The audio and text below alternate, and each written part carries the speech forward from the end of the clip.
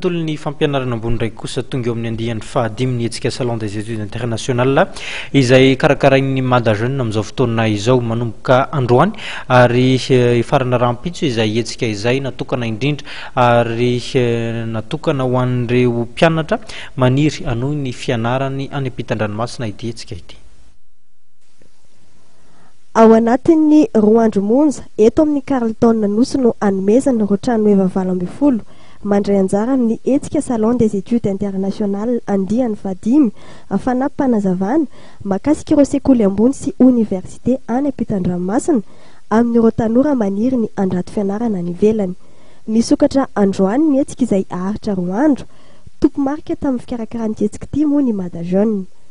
Ny zavatra mitrangy ety amin'ny hôtel Carlton zany dia ny exposition ahafahana mampafantatra ireo ataoko hoe destination maro isan-karazany izay nanojana fianarana.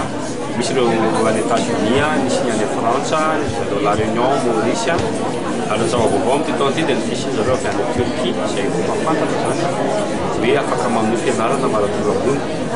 Any Turquie isika mpianatra malagasy rehefa mampianatra fepetra maro samihafa izay omeny zareo. Tsara manamarika zany fa ny ety amin'ny Carlton any dia misy ihany koa ny conférence izay ahafahana malala be kosa mametraka fanontaniana ihany koa amin'ireo ataoko hoe destination maro isan-karazany raha tsy tiantsika ohatry ny Indonésie. Raha manontanytsika hoe inona no atao raha hialazana Indonésie dia amin'ny alalan'ny conférence izay ety amin'ny Carlton zany ahafantarana ny zavatra izay amin'ny ankapobeny ny zavatra mitranga ety amin'ny Carlton mandritra ny amin'ity taona ity zany dia ny firenena turca no anisan'ireo vaovao.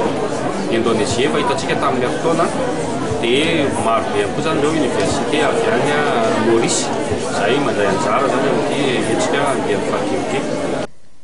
Misy amin'ireo trano eva ahitana solontenan'ny firenena eto no manolotra vatsim-pianarana amin'ny maim-poana.